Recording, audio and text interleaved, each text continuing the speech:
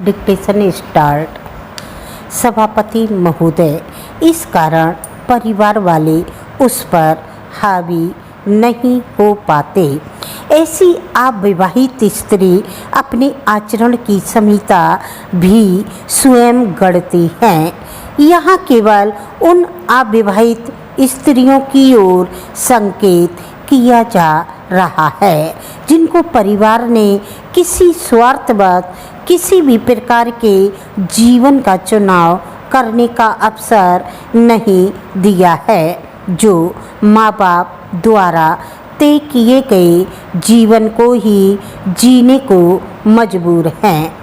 बहुत से अभिभावक सामाजिक रूप से काफ़ी प्रगतिशील हो गए हैं। उन्हें यह स्वीकार नहीं है कि धन कमाने वाली बेटी को पराया धन मानकर किसी पराई के साथ घर से विदा कर दिया जाए। अपनी कमाऊ बेटी को अपने ही बनाए रखना उनका ध्येय बन गया है। इस ध्येय तक पहुंचने के लिए वे प्रशंसा बाणों का सहारा भी लेते हैं। वैसे तो सब नालायक हैं, पर बेटी बहुत जिम्मेदार है। हमें अकेला छोड़ने को तैयार नहीं हैं, इसलिए शादी के नाम लेते ही गुस्सा हो जाती है। हमारी बेटी तो बेटों से बढ़कर है, सारा घर उसी पर टिका है। जिम्मेदार होने का आला किताब पाने के बाद बेटी का तन मन धन से माता पिता की सेवा में समर्पित हो जाना स्वाभाविक है। इसमें उसे नैतिक रूप से भाइयों से आगे निकल जाने का मानसिक संतोष भी मिलता है। ऐसे जुमले में एक मनोवैज्ञानिक अस्त्र का काम करते हैं।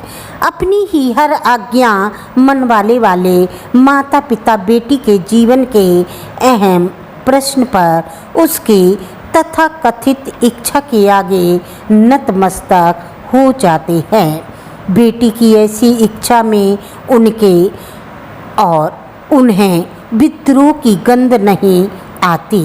अतः ऐसे में किसी प्रतिवाद या भर्त्सना का प्रश्न भी नहीं उठता है।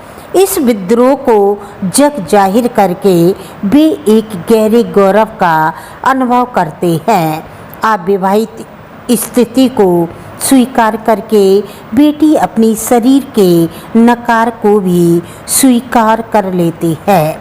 भारतीय परंपरा में शरीर के नकार का ऊंचा स्थान है। शरीर का यही नकार संतों की सबसे बड़ी पहचान है। संतों का अनुसरण करके बेटी माँ बाप का यश बढ़ा देती है। विवाह के लिए बेटी की अनिच्छा के सार्वजनिक प्रचार के पीछे एक विशेष उद्देश्य छिपा रहता है। माता पिता का अपनी सार्वजनिक आलोचना से बचाव। उन्हें इस बात का भी पूरा भरोसा है कि उनके सार्वजनिक प्रचार के प्रतिवाद में बेटी अपने ओंठ नहीं खोलती। खुलकर शादी की इच्छा व्यक्त करना इस वर्ग की शहरी लड़कियों के लिए भी उतनी ही लज्जाजनक बात है जिनकी गांवों में रहने वाली लड़कियों के लिए है। विवाहित स्त्री का गौरव यदि पतिव्रता होने में है तो अविवाहित स्त्री का परिवार व्रता होना ठहरा दिया जाता है। परिवार व्रता को अपने आचरण किन नियमों के अनुसार ढालना चाहिए, ये सब माता पिता द्वारा रचित आचार में विस्तार से दर्ज कर दिया जाता है। जैसे पतिव्रता पर पुरुषों पर दृष्टि नहीं डालती, वैसे ही परिवार व्रता परिवार से परे पुरुषों को कोसों दूर रखने को तैयार रहती हैं। और मुझे यह जानते हैं इसके साथ समय और शिक्षा का अभाव और जुड़ जाता है। भारतीय स्त्री की लाचारी मूलतः साधनों की लाचारी है, इसलिए उसके पक्ष में बनाए गए कानून भी उसके जीवन को नई दिशा देने में तब तक असफल ही रहेंगे तब तक भारतीय स्त्री साधन संपन्न नहीं हो जाती। शोषण के कई मामले ऐसे भी हैं जिनसे भिड़ने का रास्ता कानून के पास भी नहीं है। अविवाहित स्त्री का परिवार द्वारा सम्मिलित शोषण इस प्रकार के शोषण का सबसे अप्रिय उदाहरण है।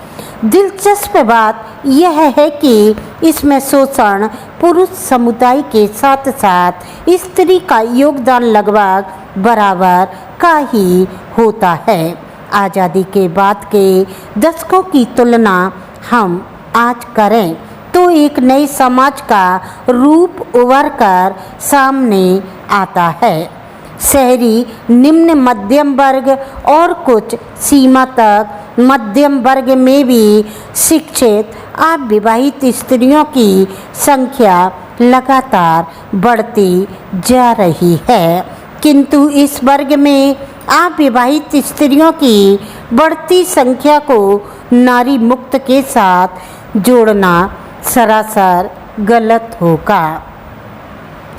यह नारी मुक्त का नहीं, उस पर हो रहे एक नए प्रकार के शोषण का प्रमाण है। आज इस वर्ग के माता पिता का अपनी कमाऊ बेटी के पीले हाथ करने के प्रति उत्साह घटता जा रहा है। वे उसे हर तरह से अविवाहित रहने को प्रेरित करते हैं। जहाँ प्रेरणा पर्याप्त नहीं होती वहाँ युक्तियाँ भिड़ाकर उसे अविवाहित रखा जाता है।